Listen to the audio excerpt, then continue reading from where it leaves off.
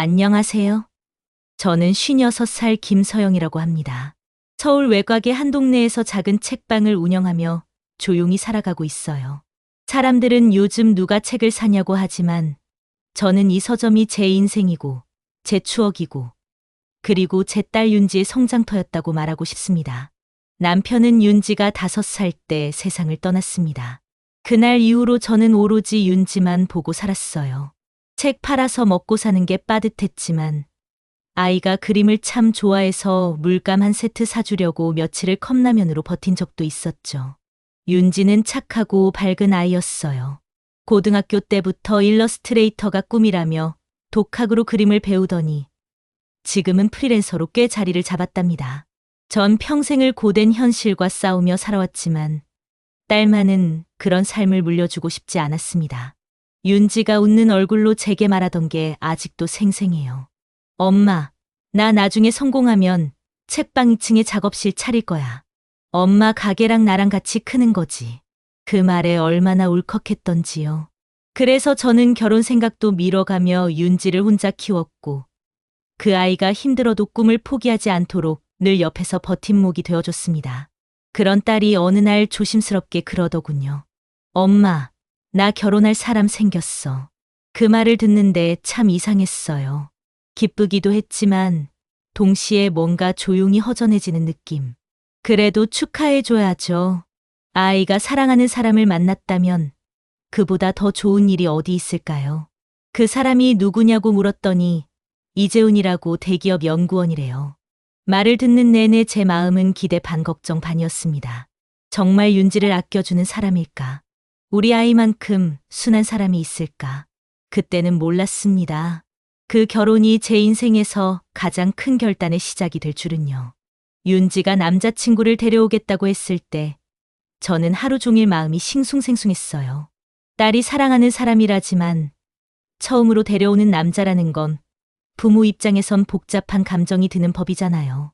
혹시 말이라도 험하게 하게 될까봐 일부러 책방 문도 일찍 닫고 머리도 하고 제일 좋은 찻잔까지 꺼내놨어요. 그리고 그날 윤지가 이재훈이라는 남자와 함께 집에 들어왔습니다. 재훈이는 키가 크고 말끔한 외모에다가 첫인상이 꽤나 반듯했어요. 윤지 옆에 서 있으니 잘 어울린다는 생각도 들더라고요. 안녕하세요, 어머님. 말씀 많이 들었습니다. 이렇게 뵙게 되어 정말 영광입니다.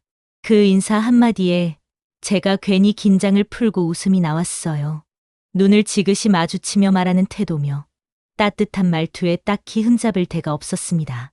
식사 시간 내내 저를 살뜰히 챙기고 윤지랑도 자연스럽게 장난치는 모습이 보기 좋더군요.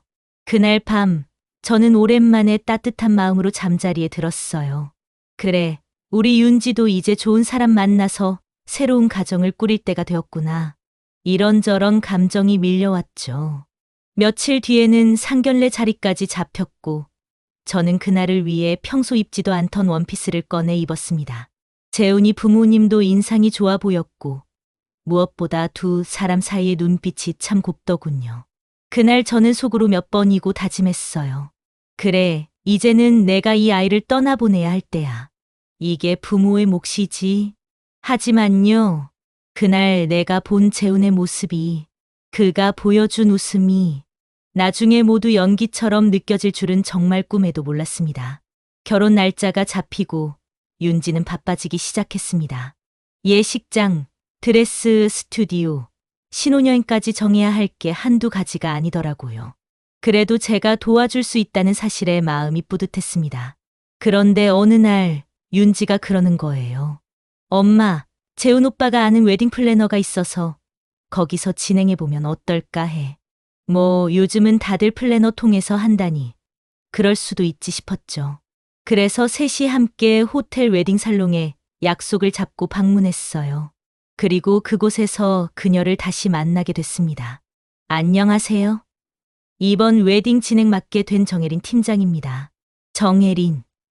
그 이름을 듣는 순간 제 머릿속이 순간적으로 멍해졌습니다. 윤지 옆에 앉은 그 여자는 다름 아닌 윤지의 고등학교 동창. 그때도 예쁘고 똑똑해서 주변 관심을 한몸에 받던 아이였어요. 하지만 그 뒤로 들려온 이야기는 썩 좋지 않았습니다. 남의 물건에 쉽게 손대고 늘 남을 경쟁 상대로 삼던 그런 애였죠. 그 아이가 지금은 호텔 웨딩 디렉터가 되어 윤지의 결혼을 진행한다니 세상 참 좁구나 싶으면서도 뭔가 꺼림칙했어요. 눈빛이 반가움보다 우위를 재는 듯했고 말투엔 은근한 자신감이 배어 있었거든요. 윤지야, 너는 여전하다. 순해 보여서 걱정되긴 해. 요즘 세상에 너무 착하면 손해보는 거 알지? 농담처럼 던진 말인데 그 순간 윤지 표정이 잠깐 굳더라고요. 그리고 그 뒤로 혜리는 자꾸 재훈 쪽으로 말을 돌렸습니다. 재훈 씨는 정말 이상형이에요. 이런 분 요즘 드물죠. 이런 디테일은 재훈 씨가 워낙 꼼꼼하시네요. 그저 칭찬이라 넘기기엔 너무 자주, 너무 가깝게 얘기하더군요. 그날 집으로 돌아오는 길에 저는 윤지에게 조심스레 물었습니다. 혜린이 그 친구, 괜찮은 아이야? 윤지는 웃으며 대답했죠. 응, 예전엔 좀 신경 쓰였는데 지금은 그냥 친구야. 나한텐 재훈 오빠 하나면 돼. 하지만요, 엄마의 촉은 이상할 정도로 날카롭거든요. 그날 이후 제 안에 작은 의심 하나가 싹을 틔우기 시작했습니다. 혜린과 결혼 준비를 함께 하게 된 뒤부터 뭔가 조금씩 이상해졌습니다. 딱 뭐라고 집어 말하긴 힘든데요. 예식장 미팅 때마다 혜린이 지나치게 재훈이에게 말 걸고 윤지는 옆에 있는데 마치 둘만의 대화를 이어가는 듯한 분위기가 느껴졌습니다. 재훈 씨는 진짜 여자들이 좋아할 스타일이에요. 딱 믿음직스럽고 외모도 완벽하잖아요. 이런 감성 쉽지 않은데 역시 재훈 씨 감각은 남다르네요. 그 말들이 칭찬처럼 들리긴 했지만 어쩐지 날 선반을 갖기도 했습니다. 윤지는 억지로 웃으며 대화를 마쳤고 재훈은 대수롭지 않다는 듯 했죠.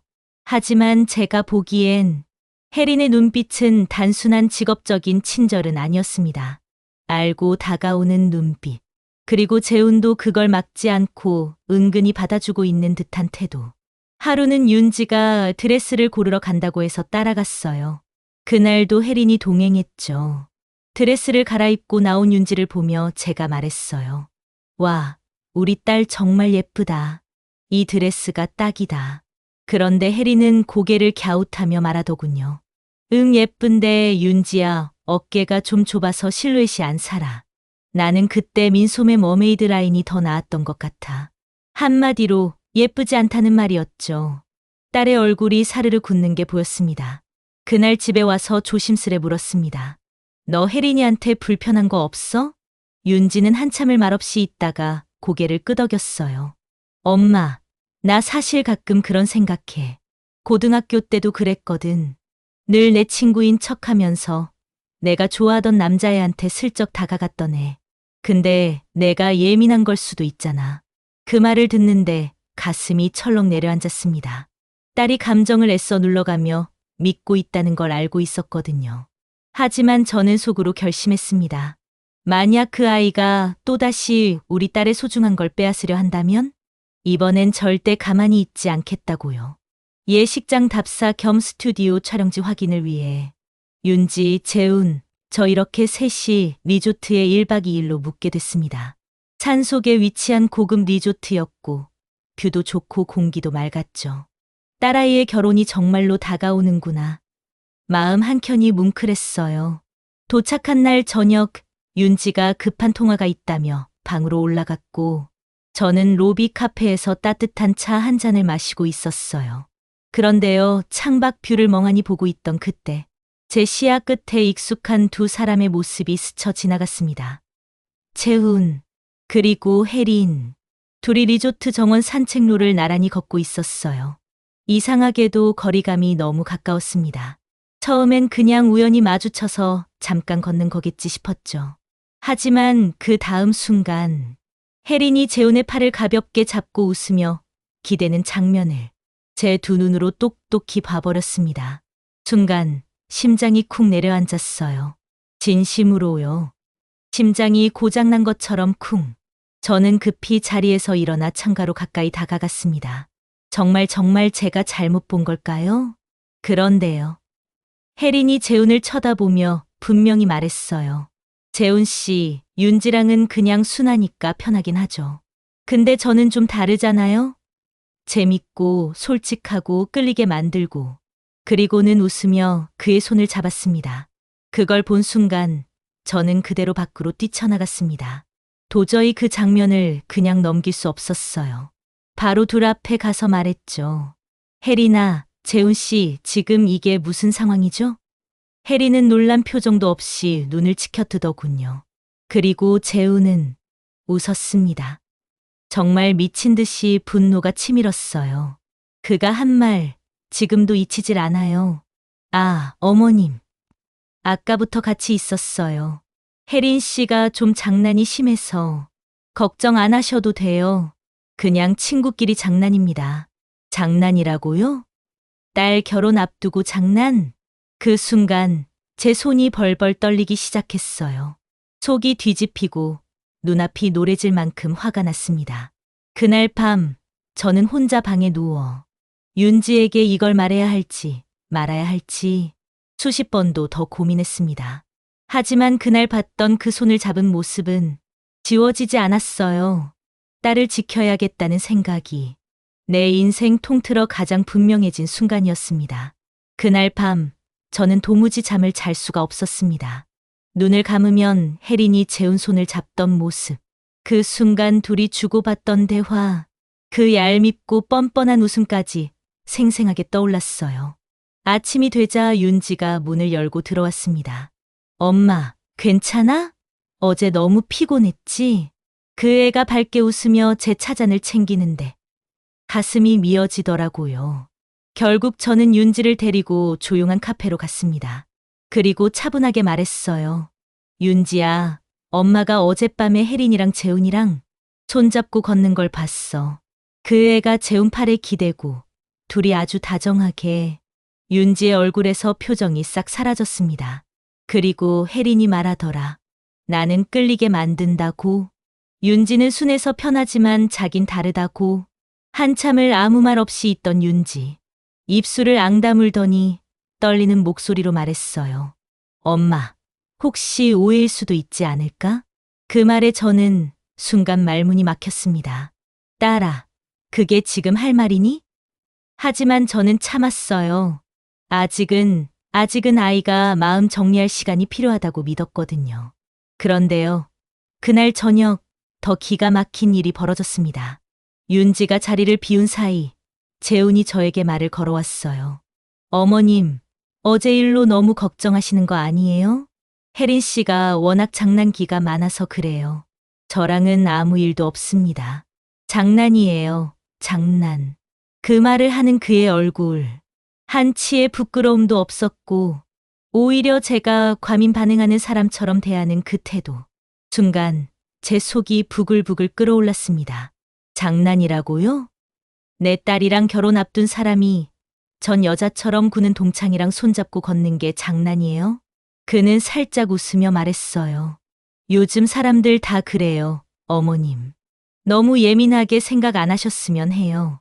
그 순간 확신했습니다. 이 남자, 딸한테 진심이 아닙니다. 그리고 혜린, 그 아이는 또다시 우리 딸 인생에 발을 들이밀고 있어요. 이번에도 순한 윤지가 모든 걸 참고 넘어가게 두진 않을 겁니다. 다짐했어요. 이 결혼 절대로 그냥은 안 넘긴다고. 그날 이후 윤지는 이상할 정도로 조용해졌습니다. 밥을 먹으면서도 말이 없고 웨딩드레스 사진을 보다가도 멍하니 허공만 바라보곤 했어요. 제가 말을 걸면 응, 괜찮아만 되풀이했죠. 하지만요, 엄마인 저는 압니다. 윤지가 지금 스스로 진실을 삼키고 있는 중이라는 걸요.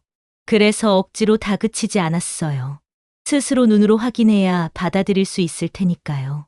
며칠 후 윤지가 혼자 웨딩살롱에 가겠다고 하더군요. 불안한 마음에 따라가겠다고 했더니 엄마, 나 혼자 다녀올게. 그냥 확인하고 싶은 게 있어. 그 말이 왠지 불길했어요. 저녁 무렵 윤지가 돌아왔을 때 얼굴이 하얗게 질려 있었습니다. 입술은 말라 있었고 눈빛엔 배신과 혼란이 뒤섞여 있었죠. 윤지야, 무슨 일 있었니? 딸은 조용히 고개를 떨군 채 말했어요. 엄마, 내 말이 맞았어. 혜린이 나 몰래 재훈이랑 계속 연락했대. 몇 번 단둘이 만난 적도 있다고 솔직하게 말하더라. 그리고 웃으면서 그러더라. 사랑은 타이밍이고 나는 윤지처럼 순하게만 굴진 않거든. 그 순간 제 안에서 뭔가 확 무너져 내렸습니다. 딸은 눈물을 꾹 참고 있었지만 그 표정엔 모든 걸 깨달아버린 사람의 상처가 고스란히 남아 있었어요. 그래서 뭐라고 했니? 윤지는 잠시 숨을 고르더니 말했습니다. 그냥 말했어. 그래, 내가 나보다 똑똑하고 세련됐고 욕심도 많고 사람 끄는 법도 알겠지. 근데 적어도 난 내 사람한텐 정직해. 남의 남자한테 손대는 너 같은 사람보다 내가 더 당당해. 그 말을 하는 윤지의 목소리는 차분했지만 그 안엔 깊은 절망과 분노가 섞여 있었어요. 그날 밤 저는 윤지를 꼭 안고 말했습니다. 잘했어, 윤지야. 엄마는 내가 어떤 결정을 내리든 지지할 거야. 하지만 이건 분명히 해야 해. 사랑이라는 이름으로 내가 상처받아야 할 이유는 없어. 그제야 윤지의 눈에 눈물이 맺혔고 그동안 꼭 참고 있던 감정이 무너져 내리듯 터졌습니다. 며칠 뒤 윤지는 조용히 말했습니다. 엄마, 나 혜린이랑 제대로 얘기할 거야. 전 말렸어요. 이미 마음의 상처가 깊은데 또다시 상처 입을까봐 두려웠죠. 하지만 윤지는 말했어요. 그냥 끝내긴 싫어. 이번엔 내가 먼저 끝내고 싶어. 그날 윤지는 약속된 웨딩 플래너 미팅 자리에 단둘이 혜린을 불렀습니다. 저는 멀리서 지켜보며 딸의 표정을 읽고 있었죠. 혜린은 전혀 미안한 기색도 없었습니다. 윤지를 보며씩 웃더니 이렇게 말하더군요. 뭐, 내가 나한테 화날 건 알겠는데. 애초에 재훈 씨가 먼저 연락한 거야. 난 솔직했을 뿐이고. 그리고 솔직히 윤지 너 항상 손해보는 스타일이야. 너무 착해서 재미가 없어. 제가 들은 말 중 가장 모욕적인 말이었습니다. 딸은 꾹 참고 있었지만 두 손이 떨리는 게 눈에 보였어요. 윤지는 조용히 아주 또렷한 목소리로 대답했습니다. 맞아. 나 착해서 손해 많이 봤어. 근데 혜린아, 너처럼 사람 속여가며 원하는 거 얻는 게 그게 진짜 이기는 거라고 생각하니? 그 순간 혜린의 얼굴에서 미소가 사라졌습니다. 윤지는 마지막으로 말했어요. 그날 내가 재훈이 손을 잡던 모습, 엄마가 본 것도 나도 들은 것도 다 기억해. 더는 말 돌리지 마. 나 이제 너 같은 사람 옆에 두지 않아. 혜린은 비웃듯 코웃음을 쳤습니다. 후회하지 마. 재훈 씨 같은 남자 또 못 만나. 그 순간 자리에서 일어났습니다. 더는 참을 수 없었어요. 후회할 사람은 너야, 혜린. 사람 마음 가지고 장난친 대가 언젠간 돌아와. 그 말을 마지막으로 윤지는 그 자리를 떠났습니다. 그날 이후 단 한 번도 그 이름을 입에 올리지 않았습니다. 윤지는 결국 재훈에게 파혼을 통보했습니다. 전화도 아니고 문자도 아니었습니다. 정면으로 마주 앉아 조용히, 그러나 한치의 흔들림도 없이 말했죠. 나 이 결혼 못하겠어. 우리가 시작했던 믿음. 지금은 하나도 안 남았거든. 재훈은 처음엔 당황한 듯 말을 잇지 못했습니다. 하지만 이내 태도를 바꾸더군요. 너 지금 감정적으로 판단하는 거야. 혜린이랑은 정말 아무 사이도 아니야. 괜한 오해로 이 모든 걸 무너뜨릴 거야? 윤지는 고개를 저었습니다. 오해 아니야. 그리고 널 믿지 못하는 결혼. 난 하고 싶지 않아. 그렇게 재훈과의 관계는 깨졌습니다. 하지만 진짜 문제는 그 다음이었습니다. 재훈 쪽 부모가 전화를 걸어와 언성을 높이며 말하더군요. 결혼 한 달 앞두고 파혼이라니. 딸이 책임질 줄 아는 사람 맞습니까? 예단, 예물, 스드메 계약금까지 다 들어갔는데. 이건 사기 아니에요? 그들은 자신들의 아들이 손해 입은 피해자라고 주장했고 오히려 우리에게 위자료를 청구하겠다는 말까지 했습니다. 저는 차분하게 말했어요. 필요하다면 소송 걸어보세요. 저희도 증거 많습니다. 백화점 CCTV, 녹음, 문자. 혜린 씨와 재훈 씨 사이 다 남아 있어요. 그제야 그들은 말끝을 흐렸습니다. 결국 양가 변호사를 통해 몇 차례 조율 끝에 스튜디오 계약금 일부만 정리하는 걸로 협의 파혼 처리됐습니다. 그 과정은 정말 지옥 같았습니다. 딸은 씩씩한 척했지만 매일 밤 혼자 베개를 적시는 걸 저는 알아요. 결혼 준비하면서 상상했던 모든 행복이 산산조각 난 건데 얼마나 아팠겠어요. 주변 사람들도 수군거렸습니다. 결혼 다 잡아놓고 왜 깨졌대? 시어머니가 너무 간섭했다더라. 웨딩 플래너랑 삼각관계였대. 말도 안 되는 억측까지 돌았지만 저는 참았습니다. 남들이 뭐라 해도 내 딸이 불행한 결혼 대신 자기 자신을 지킨 선택을 했다는 걸 저는 너무 잘 알기 때문입니다. 파혼이 공식화되고 세상의 시선은 차가웠고 뒷말은 길었습니다. 하지만 저는 단 하루도 후회하지 않았습니다. 딸을 잃지 않았으니까요. 윤지는 상처를 받았지만 무너지진 않았습니다. 말은 안 했지만 밤마다 베개에 얼굴을 묻고 조용히 흐느끼는 걸 저는 다 들었어요. 그럴 땐 말없이 다가가 등을 토닥여 주었습니다. 엄마, 나 진짜 괜찮아질까? 그 물음에 저는 늘 같은 대답을 했죠. 그럼, 넌 무너질 아이가 아니야. 엄마가 하루라도 무너지는 법을 보여준 적 있니? 시간이 약이라는 말, 그 말 거짓 아니더라고요.